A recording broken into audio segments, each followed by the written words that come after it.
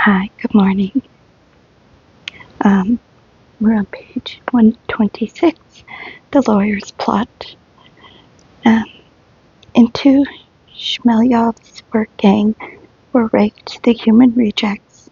They were the byproducts of the gold mine. There were only three paths out of the mine.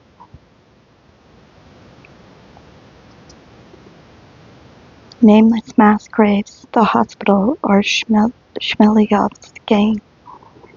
This brigade worked in the same area as the others, but but its assignments were less crucial. Here, slogans were not just words. The quota is law was understood to mean that if you didn't fill your quota, you had broken the law, deceived the state, and would answer with an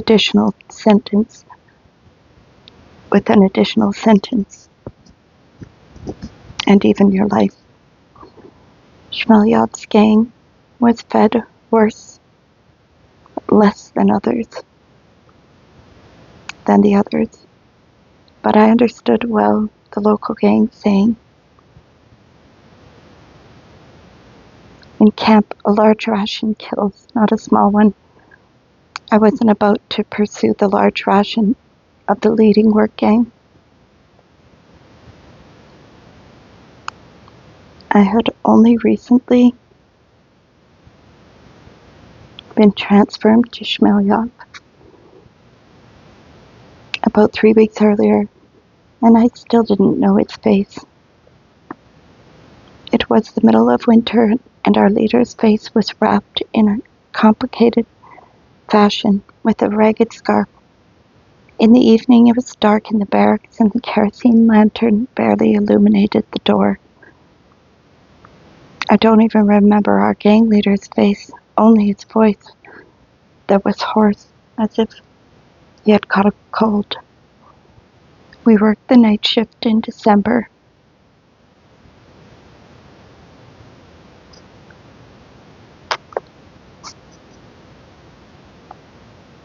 And each night was a torment. 60 degrees below zero was no joke, but nevertheless, it was better at night, more calm.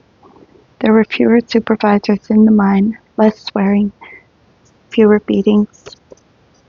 The work gang was getting into formation to march to work. In the winter, we lined up in the barracks, and it is torturous even now to recall those last minutes before going into the icy night for a 12-hour shift. Here in this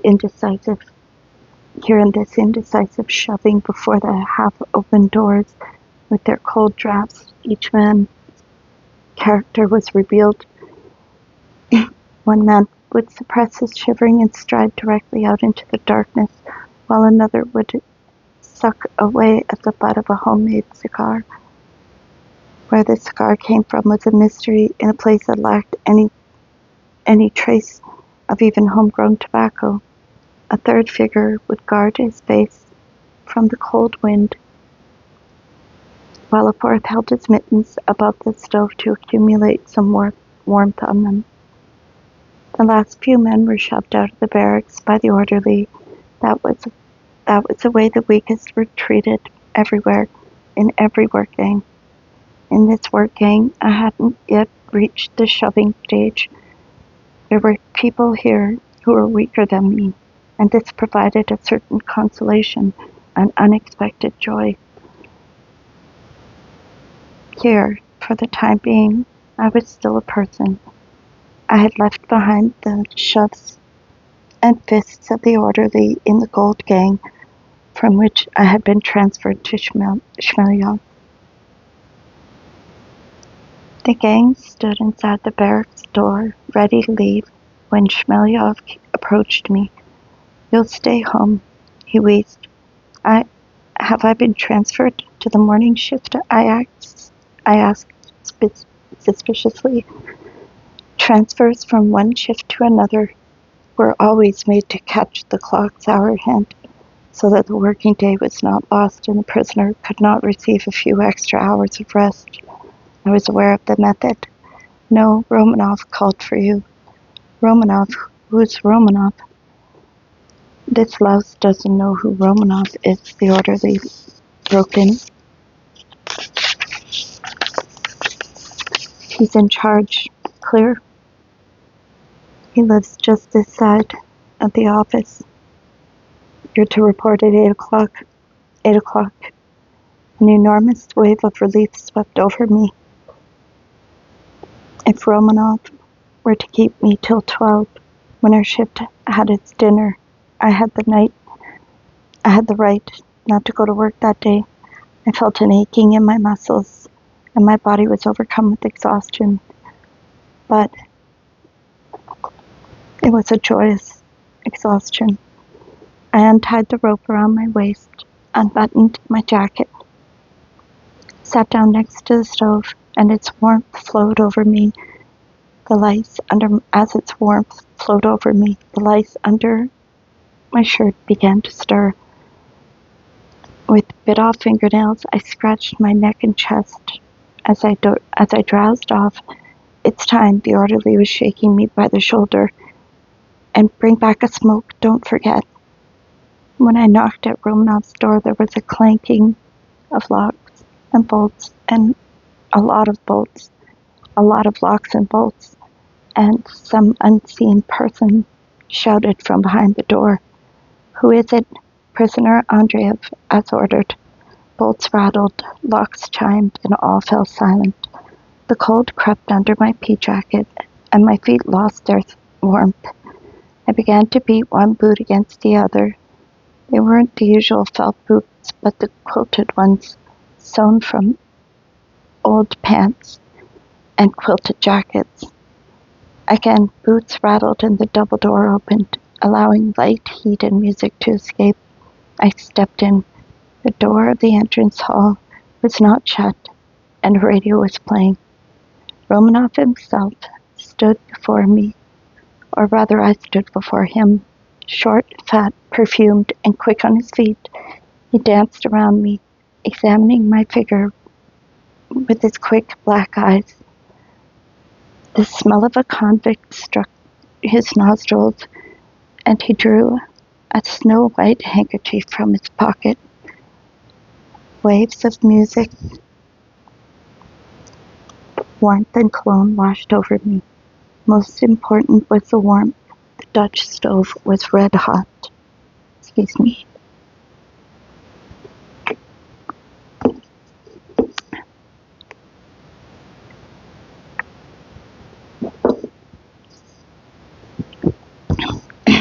Excuse me. "So we meet," Romanov kept repeating ecstatically, moving around me and waving his perfumed handkerchief. "So we meet." "Go on in." He opened the door to the next room. It contained a desk and 2 chairs. "Sit down. You'll never guess why I've sent for you. Have a smoke." He began sifting through some papers on the desk. "What is your first name?" I told him. "Date of birth, 1907. A lawyer?" Excuse me. "Actually, I'm not a lawyer, but I studied at Moscow Uni. A lawyer then, fine. Just sit tight. I'll make a few calls, and the 2 of us will get on the road." Romanov slipped out of the room as soon as the music in the dining room was shut off.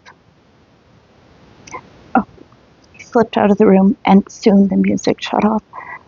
A telephone conversation ensued. Sitting on the chair, I began to drowse and even to dream. Romanov kept disappearing and reappearing. "Listen, did you leave any things at the barracks?" "I have everything with me." "That's great, really great. The truck will be here in any minute, and we can get on the road."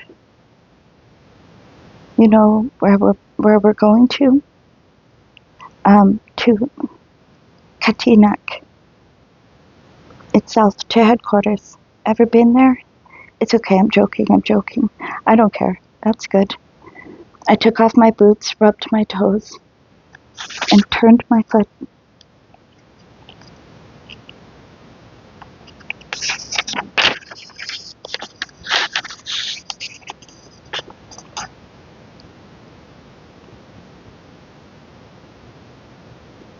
clock on the wall said 11:30, even if it was a joke about Katchniak.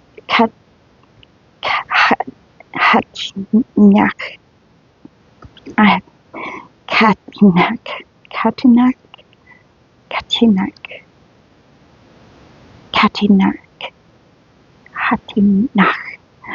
But I don't know how to pronounce that. It didn't make any difference. I wouldn't have to go to work today. The truck roared up, the beams of its headlights sliding along the shutters and touching the office ceiling. Come on, let's go. Romanov had donned a white sheepskin coat, a Yakut fur hat, and colorful boots.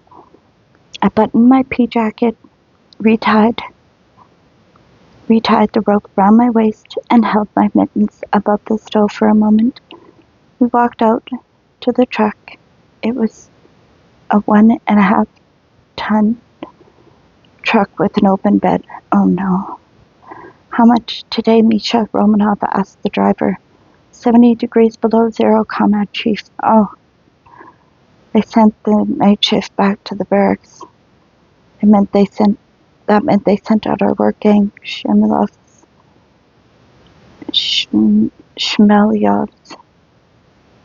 home as well. I hadn't been so lucky after all. All right, Andreev, said Romanov, dancing around me. Have a seat in back. It's not far, and Misha will drive fast. Right, Misha? Misha said nothing. I crawled up onto the truck bed and clasped my knees with my arms. Romanov squeezed into the cab and we set off. It was a bad road and I was tossed around so much that I didn't freeze. In about 2 hours, lights reappeared and we drove up to a 2-story log house. It was dark everywhere, and only in the window of the second floor was there a light burning. 2 sentries in long leather coats stood next to the large porch. Okay, we arrived. That's great. Have him stand here for the time being, and Romanov disappeared up the large stairway. It was 2 a.m. The lights were extinguished everywhere. Only the desk lamp of the officer on duty burned. I didn't have to wait long. Romanov had already managed to change into uniform of the NKVD, the secret police. He came running down the stairway and began waving to me, this way, this way. Together with the assistant of the officer on duty, we went upstairs and in the corridor of the second floor stopped in front of a door bearing a plaque, Smertin, Senior Supervisor, Ministry of Internal Affairs.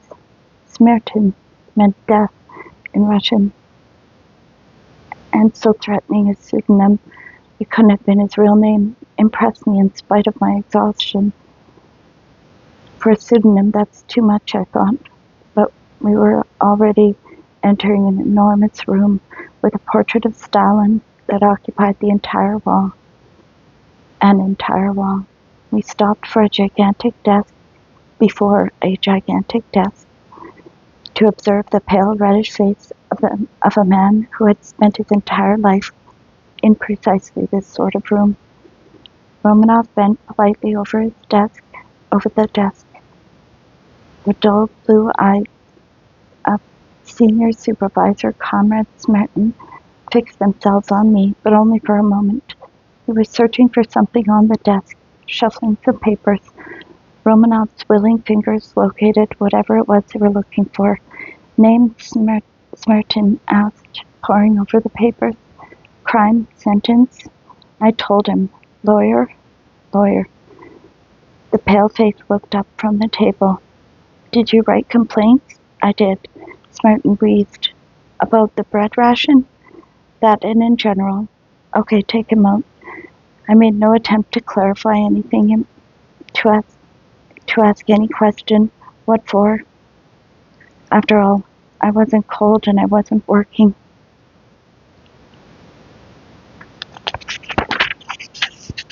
Night shift. I wasn't working night shift in the gold mine. They could do the clarifying if they wanted to. The assistant to the officer on duty came in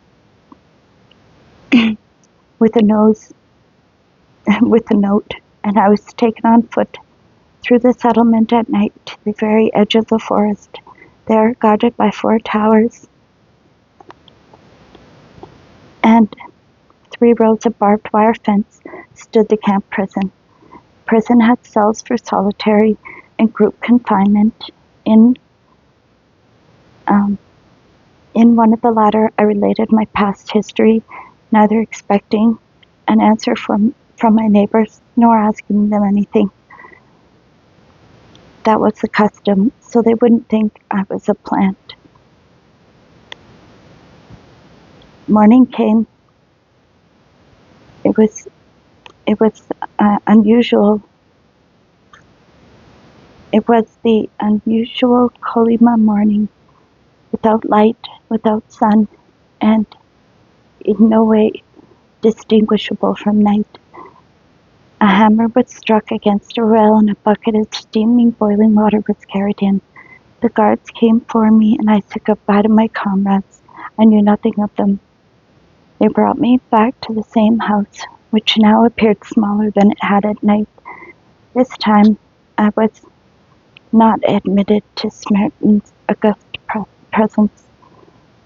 The officer on duty told me to sit and wait, and I sat and waited until I heard a familiar voice. That's fine, that's great. Now you'll get going. On alien territory, Romanov used a formal grammatical address in speaking to me. Thoughts began to stir lazily in my brain. I could almost feel them physically. I had to think of something new. Something had nothing to do with the mind.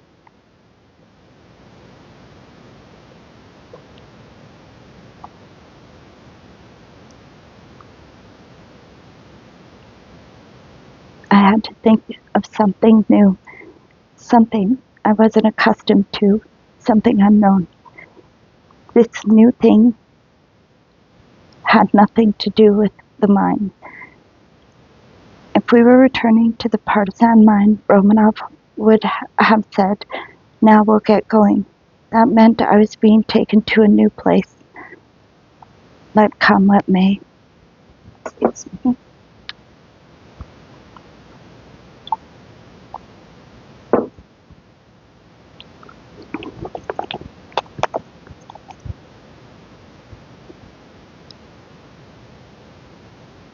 Romanov came down the stairs almost hopping. It seemed as if he were about to slide down the banister like a small boy. He was holding a barely touched loaf of bread. Here, this is for the road.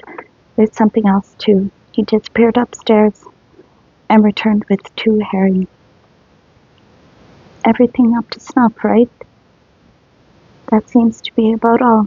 Wait, I forgot the most important thing. That's what it means to be a non-smoker. Romanov went upstairs and again returned with a small pile of cheap tobacco heaped on a piece of newspaper. About 3 boxes, I determined with a practical eye. The standard package of tobacco was enough to fill 8 matchboxes. That was our unit of measure in camp. This is for the road. A sort of dry rations. I said nothing. Have the guards been sent for? They've been sent for. The officer on duty answered. Have whoever's in charge come upstairs. And Romanov disappeared up the stairs. 2 guards arrived, one an older man with pockmarks on his face and wearing a tall fur hat of the sort worn in the Caucasian mountains. The other was a rosy-cheeked youth, about 20 years old, wearing a Red Army helmet. This one, said the officer on duty, pointing at me, both the young one and the pockmarked one, looked me over carefully from head to toe. Where's the chief? The pockmarked one asked. He's upstairs. Packages there too. The pockmarked man went upstairs and soon returned with Romanov. They talked quietly, and the pockmarked man gestured in my direction. "Fine," Romanov said finally. "We'll get you a note." We walked out into the street. Next on the porch, on the same spot where the truck from the partisan mine had stood the previous night, was a comfortable raven. Next to the porch was a comfortable raven, a prison bus with barred windows. I got in. The barred doors closed. The guards occupied their spots in back, and we set off. For a while the Raven followed the central highway that slices all of Kolyma in half, but then we turned off to the side. The road twisted through the hills, the motor roared on the slopes, and the sheer pine forest cliffs with frosty branched willows shrubs towered above us. Finally, having wound around several hills, the truck followed a riverbed to a small clearing.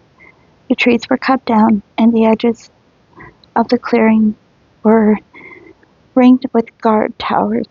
In the middle, about 300 yards away, were other slanted towers and the dark mass of the barrack surrounded with barbed wire. The door of the small guardhouse on the road opened, and a sentry with a revolver strapped to his waist came out.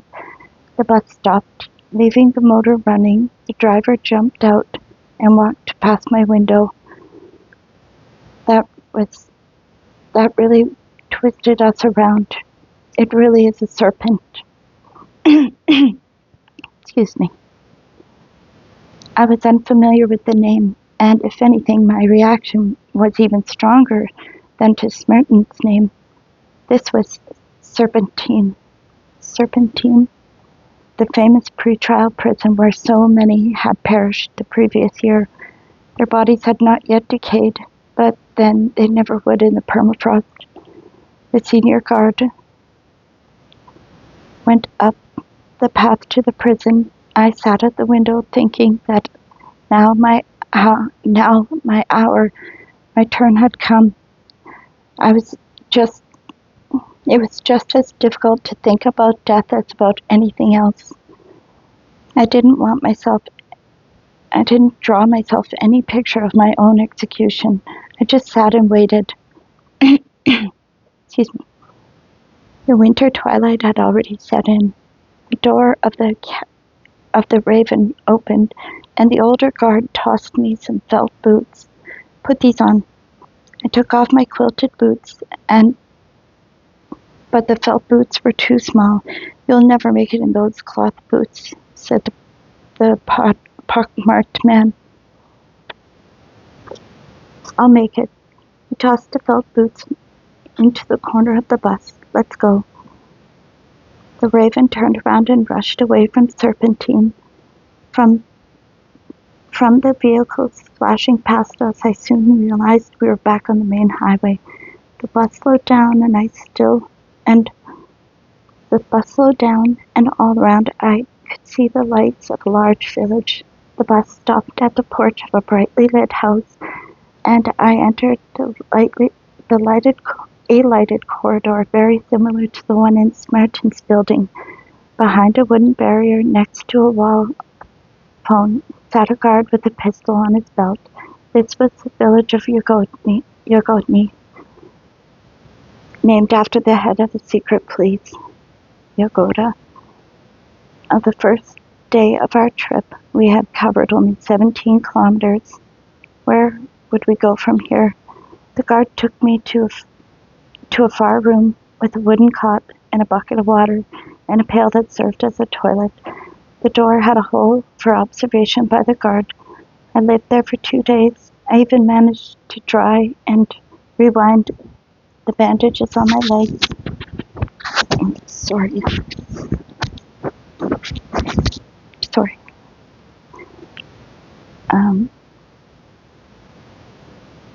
And rewind the bandages that were on my legs and were festering with scurvy sores. There was a sort of rural quiet in the regional office of the secret police. I listened intently from my tiny cell, but even in the day it was rare to hear steps in the corridor. Occasionally the outside door would open and keys could be heard turning in door locks. And there was always the guard, the same guard, unshaven, wearing an old quilted jacket and a pistol and a shoulder holster. It all seemed rather rustic in comparison with the gleaming Katinak,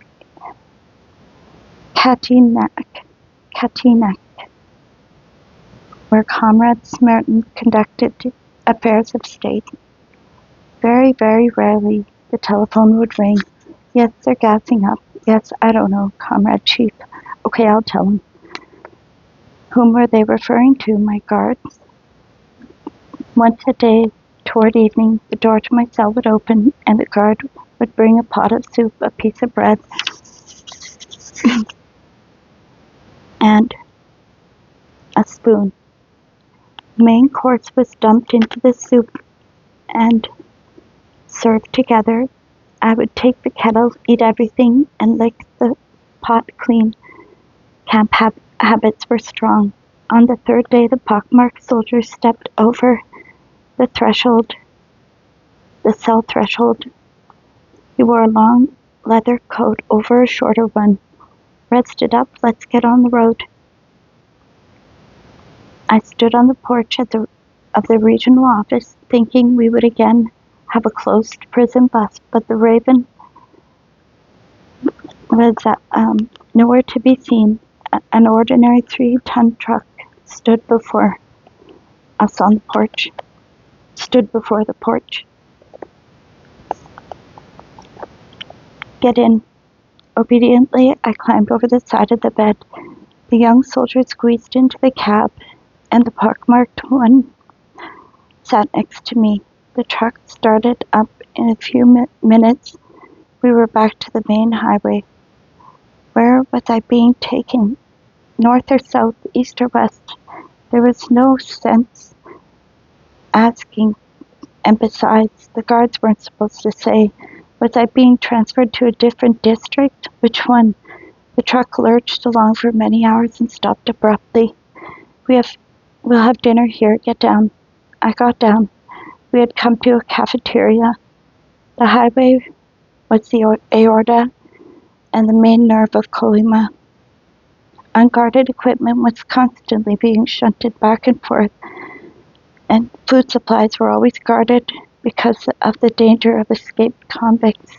The guards also proved protective. They also provided protection, unreliable to be sure, from theft by the driver and the supply agent. At the cafeteria, one encouraged geologists, mine explorers going on vacation with the money they'd earned, and black market dealers in tobacco and shifar, the semi-narcotic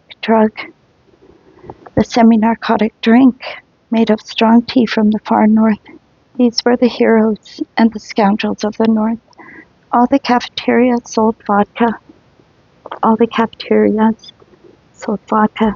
People would meet, quarrel, fight, exchange news, and hurry on.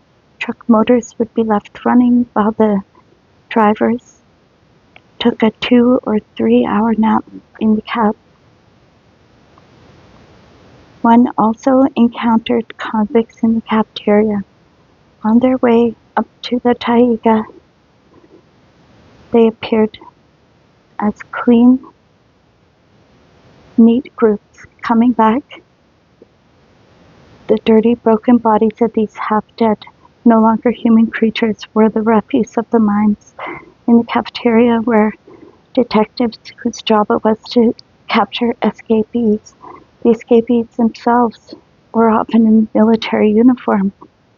Past these cafeteria drove the black limousines of the lords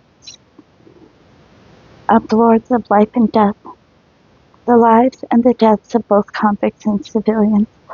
A playwright ought to depict the north in precisely such a roadside cafeteria.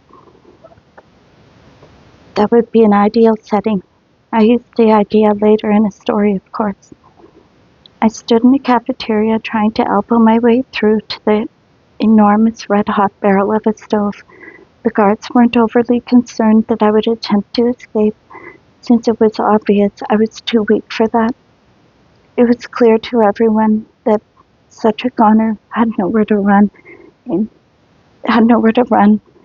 in 60 degrees below zero weather. Sit down over there and eat. The guard brought me a bowl of hot soup and gave me some bread. We'll be on our way now, the young one said. We'll leave as soon as the sergeant comes.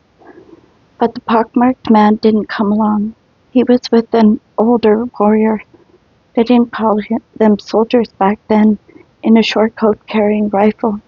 He looked at me, then looked at the pockmarked man. Well, I guess that would be all right, he said. Let's go, the pockmarked man said to me. We went to a different corner of the cafeteria. Bent over by the wall sat a man in a pea jacket and regulation issue black flannel cap with ear flaps.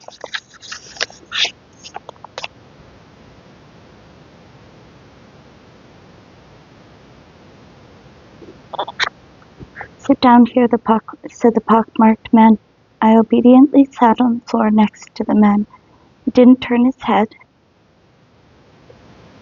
The pockmarked man and the unknown warrior left, while the young one, my guard, stayed with us. They're taking a break, you understand. The man in the convict hat suddenly whispered to me. They don't have any right to do that. They've long since lost their souls, I said, so they might as well do whatever they like. What do you care? The man raised his head. I'll tell you, they don't have the right. Where are they taking us? I asked. You don't know where they're taking you? I'm going to Magadan to be shot.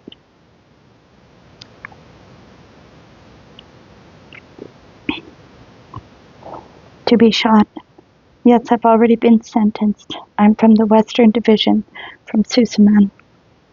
I didn't like this piece of news at all, but then I didn't know the procedures for applying capital punishment. Embarrassed, I fell silent. The pockmarked soldier walked up with our new traveling companion. They started discussing something with each other. Now that there were more guards, they treated us more roughly. No one brought me any more soup in the cafeteria.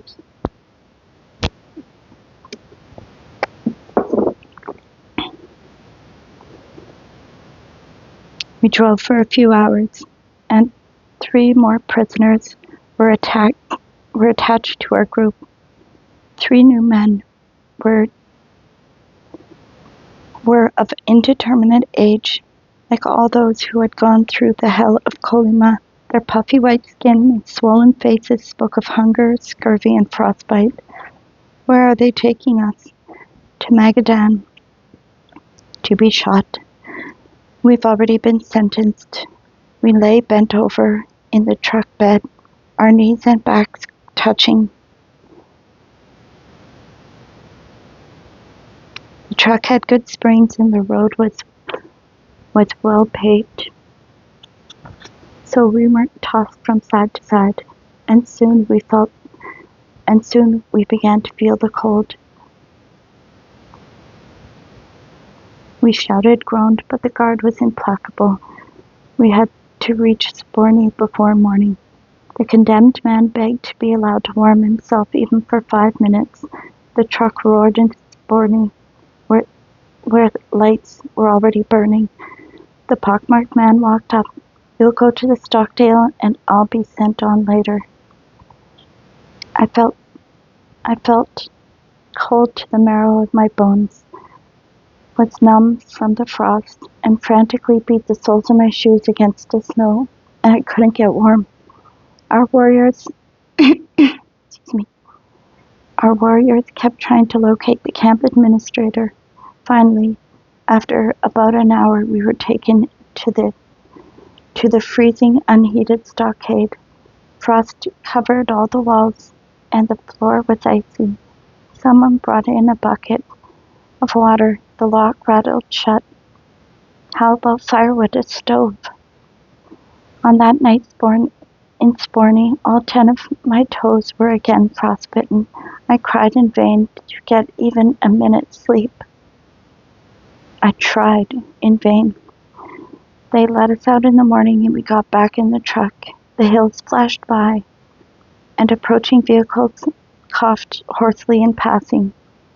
The truck descended from the mountain pass, and we were so warm that we didn't want to go anywhere. We wanted to wait to walk a little on this marvelous earth.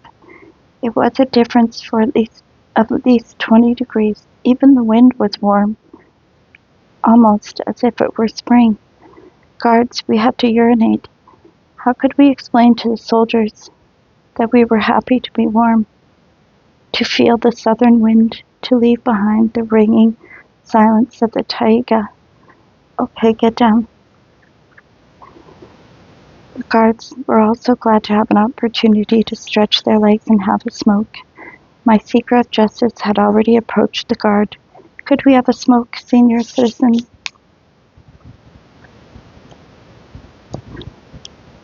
Could we have a smoke, citizen warrior?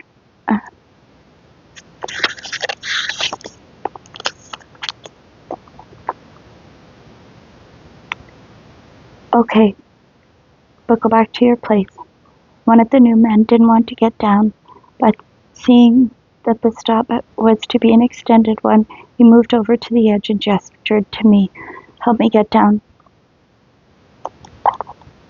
I extended a hand to the exhausted man and suddenly felt the extraordinary lightness of his body, a deathly lightness. I stepped back. The man holding on the edge of the truck bed took a few steps. How warm, but his eyes were clouded and expressionless. Okay, let's go.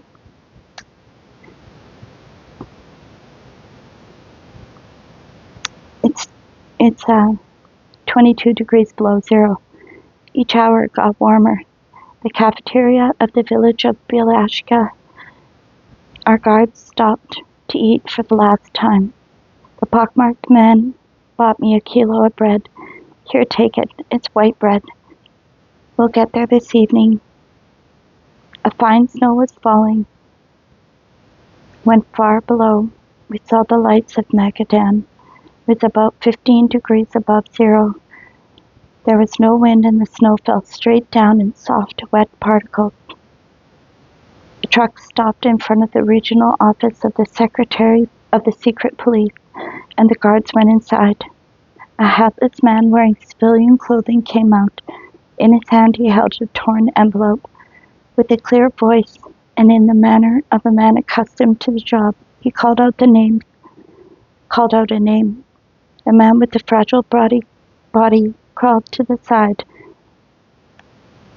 at his gesture.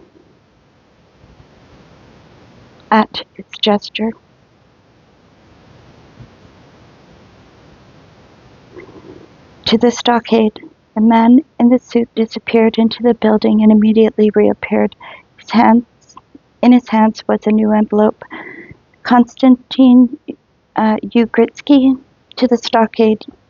Eugene Simonov.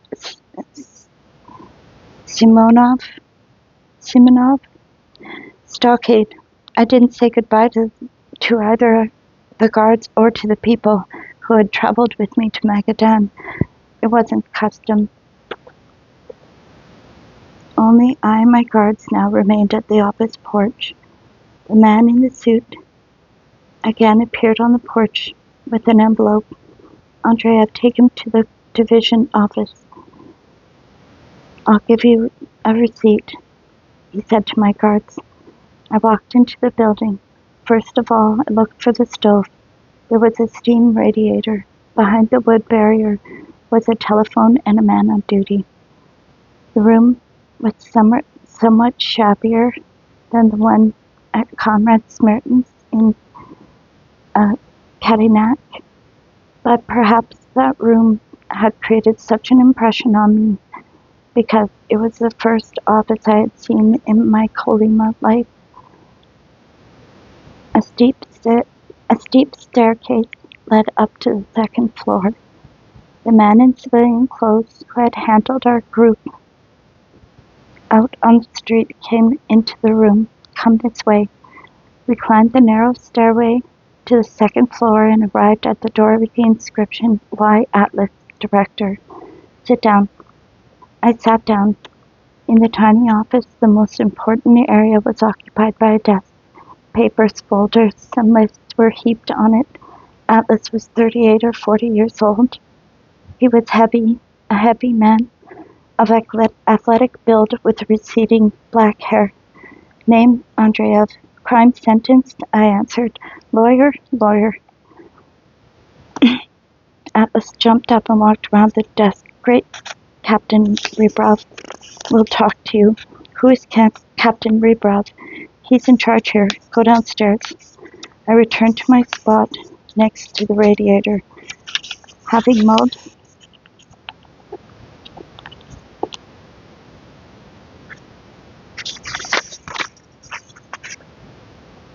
mulled over the matter, I decided to eat the kilo of white bread my guards had given me. There was a tub of water with a mug chained to it right there. The wind-up clock on the wall was ticked evenly. Through a half-dream, I heard someone walk quickly past me and go upstairs, and the officer on duty woke me up. "Take him to Captain Rebrov."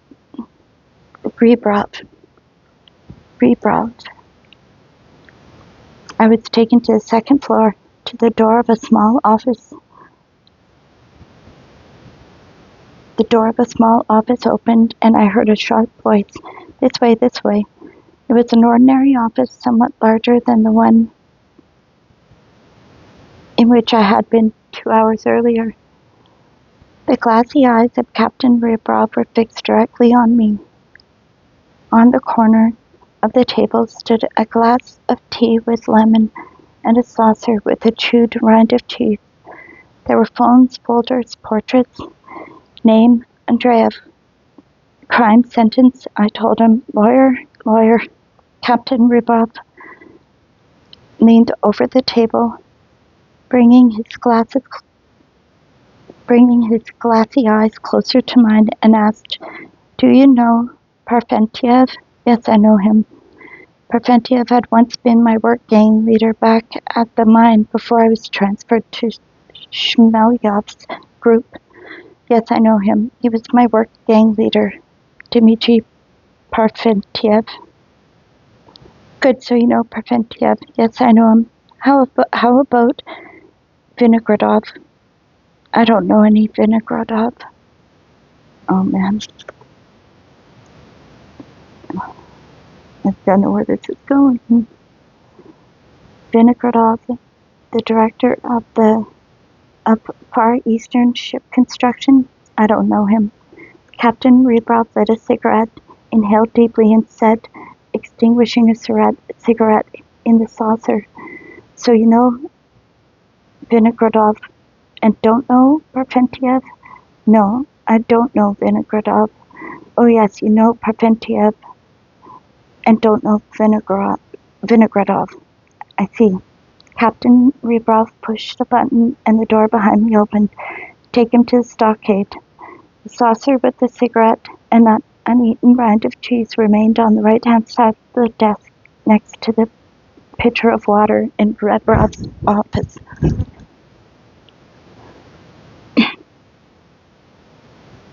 The guard led me through the dark night along the streets of sleeping Magadan. "Get a move on. I have nowhere to hurry to." "Why don't you chat a little longer?" The guard took out his pistol. "I'll shoot you like a dog. It's no problem to write someone off." "You won't do it," I said. "You'd have to answer to Captain Rebrov." "Get moving, you louse." Magadan is a small town. To Together we reached Vaskov's house, the local prison. Vaskov was second in charge to Berzin when Magadan was being built. The wooden prison was one of the first in Magadan, and the prison kept the name of the man who built it. Magadan had long since acquired a stone prison built according to the latest word in penitentiary technology, but this new building was also called Vaskov's house. After some brief negotiations at the entrance, I was aimed into the yard of Vaskov's house. I saw a low, stocky,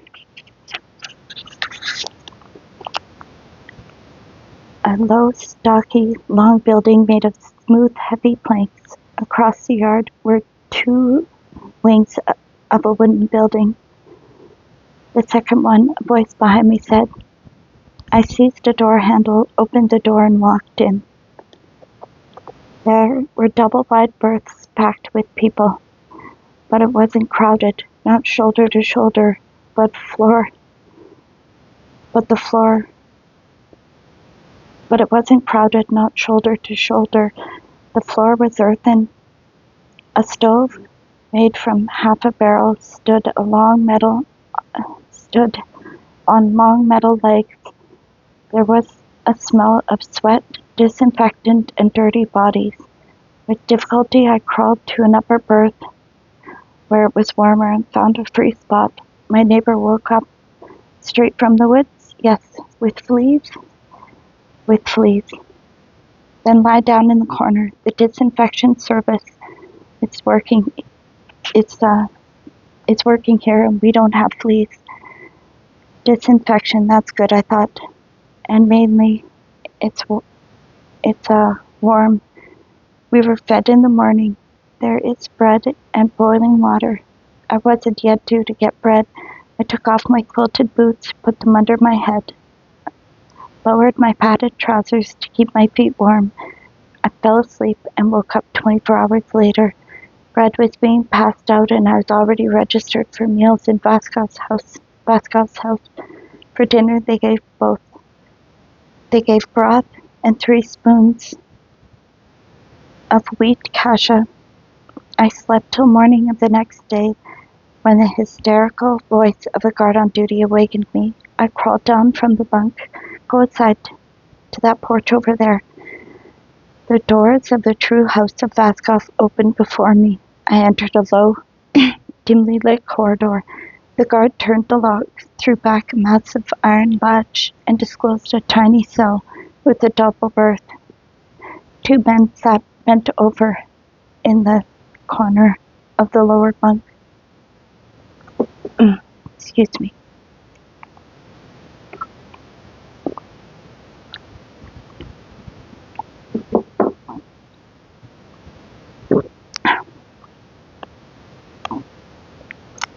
I walked up to the window and sat down.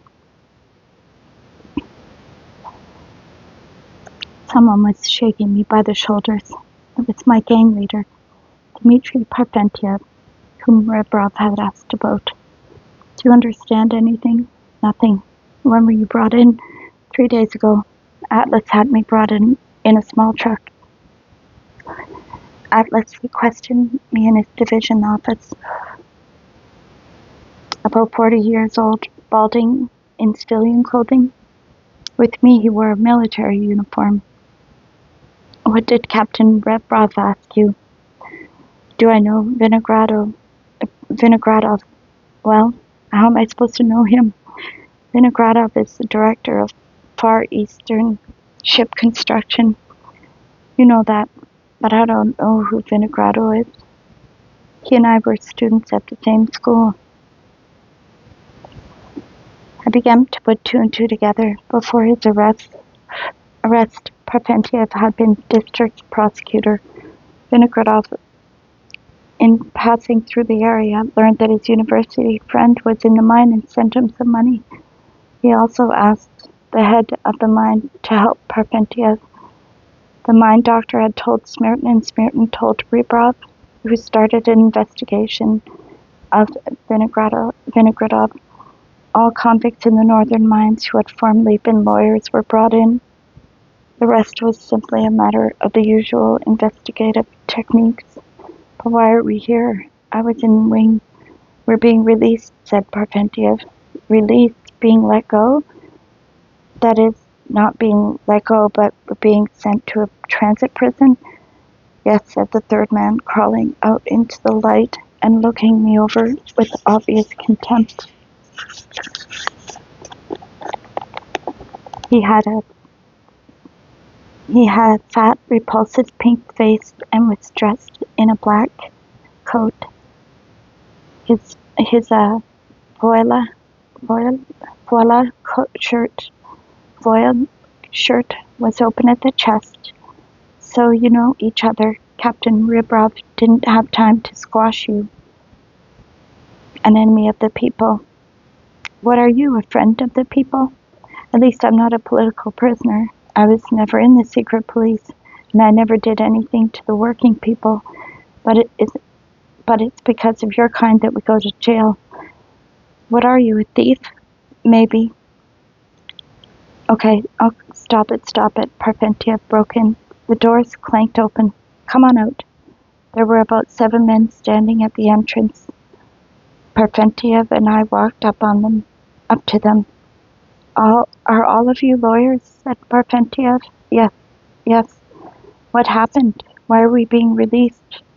Some all-knowing soul said quickly, Captain Ribrov has been arrested.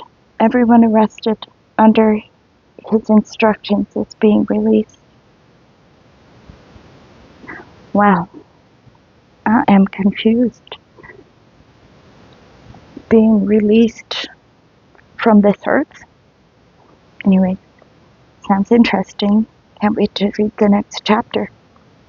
Sorry that I missed a couple of days. Thank you so much for listening.